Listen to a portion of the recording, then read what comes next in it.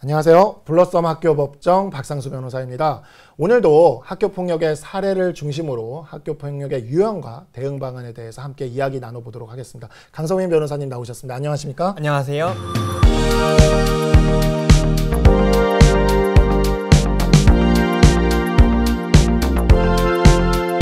네, 오늘 준비해 오신 사례는 어떠한 사례인가요? 네, 오늘은 이 학내 성적 소수자 문제와 관련된 사안입니다. 네. 이 중학교 남학생인데요. 네. 이 동성애적 성향을 가지고 있는 이 중학교 남학생에 대해서 네. 이 같은 반의 일부 학생들이 적극적인 비난과 욕설을 하고 그 학생의 외모를 비하하는 등 집단적인 괴롭힘을 했습니다. 네.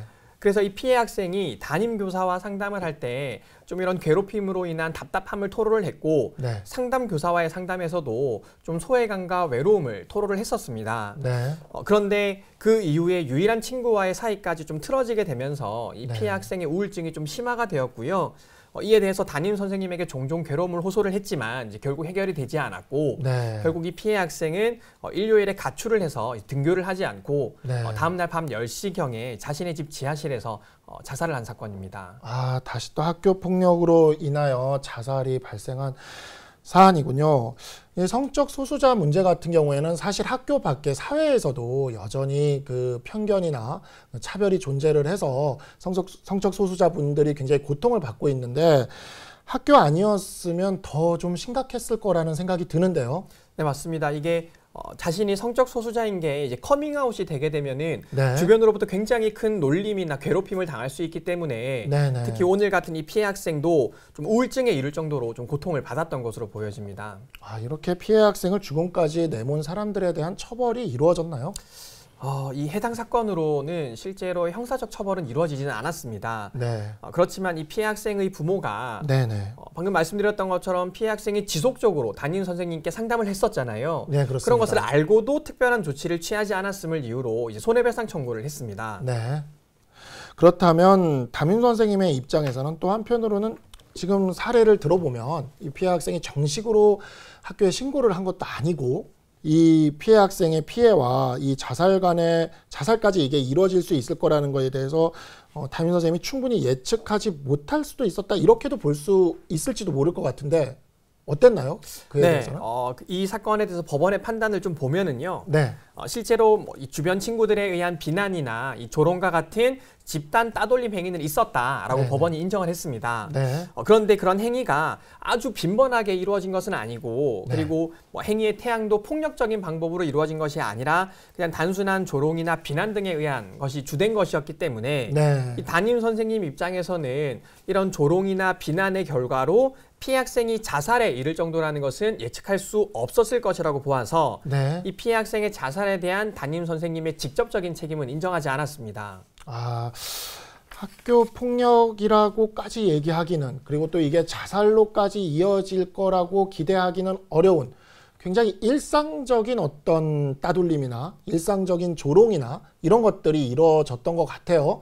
근데 그렇다고 한다면 만약에 피해 학생의 학부모들 입장에서는 피해 학생이 그래도 계속해서 상담 선생님께도 도움을 요청했고 담임 선생님께도 도움을 요청했고 자신의 어떤 우울증에 대한 그런 감정을 계속해서 호소해 왔는데 담임 선생님이 특별히 별다른 조치를 취하지 않은 거거든요. 네, 맞습니다. 그렇다면 담임 선생님의 아무런 조치를 취하지 않은 행위로 인해서 이런 자살이란 결과가 이렇게 초래됐다고도 생각할 수 있는데, 그렇다면 이러한 정신적 손해까지도 배상을 못 해주겠다라고 얘기하면 좀 심하다는 생각도 드는데 어떤가요? 네, 방금 말씀하신 것처럼 네. 법원도 사실 이 비난이나 조롱으로 인해서 네. 직접적인 자살을 담임 선생님이 예측할 수 없었기 때문에 네네. 이 담임 선생님에 대해서 자살에 대한 직접적인 책임은 없지만 네네. 말씀하셨던 것처럼 피해 학생이 담임 선생님에게 지속적으로 상담을 했고 네. 담임 선생님도 피해 사실을 알고 있었음에도 아무런 조치를 취하지 않은 것에 대해서는 네. 이 담임 선생님이 피해 학생과 부모님에게 위자료로 1,200만 원을 지급해라라는 판결이 나왔습니다. 네.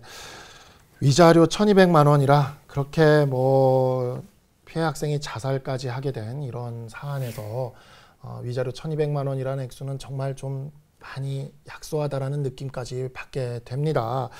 그런데 사실 어떻게 또 생각을 해보면 지금 법원의 판단이 어느 정도 이해는 되는 게, 법원의 입장에서 봤을 때 이게 일반적으로 우리가 법원이 이렇게 판단을 함에 있어서 일반적으로 이게 자살까지 이루어질 정도의 따돌림으로는 보기 어렵다라고 하는 경우도 있을 것 같거든요. 지금 이 사안이 좀 그런 사안으로 보이고, 그렇다면 여기서 오늘의 그때 만약에 강성민 변호사님이 이 피해 학생의 변호사라면 이렇게 자살까지 이어지기는 힘들 것 같은, 객관적으로 봤을 때. 그렇지만 부연안개처럼 이런 그 적대적인 분위기 속에서 이런 따돌림이나 학교 폭력이 일어나는 이런 상황에서 이런 일을 당한 피해 학생이 담임 선생님에 대한 게 계속 도움을 요청했는데 묵살을 당해왔다면 그때 어떻게 하라고 조언을 해주실 수가 있을까요?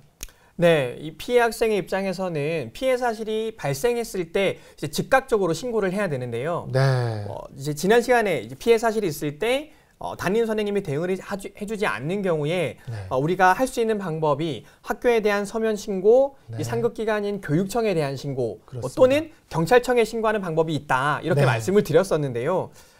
특히 학교 측에 정식으로 신고를 할 경우에는 이제 무조건 이 학교폭력위원회가 반드시 열리도록 되어 있습니다. 네. 그렇다면 이 학교 측에서 이 피해 학생의 보호를 위한 긴급 선도 조치로 일시 요양이나 심리 상담 같은 것을 지원을 해줄 수가 있고요. 네. 그리고 가해 학생에 대해서도 이 피해 학생에 대한 접촉, 협박, 보복 금지 등의 긴급 선도 조치가 가능합니다. 네. 그렇기 때문에 이런 피해 사실이 발생했을 때 절대 참지 말고 네. 학교 폭력 행위를 당하는 경우에 적극적으로 신고를 해야 되겠습니다. 네. 성적 소수자 문제는 사실 아직 사회에서도 이미 어른들의 이런 세상에서도 너무나 많은 차별과 편견으로 발생하고 있고, 그로 인해서 성적 소수자분들이 굉장히 많이 고통을 받고 있습니다. 학교라는 공간에서는 이런 문제가 더욱더 심해질 수 있을 것이라고 생각이 드는데요. 그런 점에서 성적 소수자 문제로 이런 집단 따돌림이라든가 학교 폭력 문제가 발생하는 피해자분들은 지금 강 변호사님께서 말씀하신 대로 피해 사실을 참지 말고 적극적으로 신고하고 그 사실을 알려야 자신들의 피해가 이렇게 더 큰 피해로 이어지지 않을 수 있다는 점에 대해서 좀 알아주셨으면 좋겠다는 생각이 듭니다. 오늘도 좋은 사례 가져와 주신 우리 강성민 변호사님 감사합니다. 감사합니다.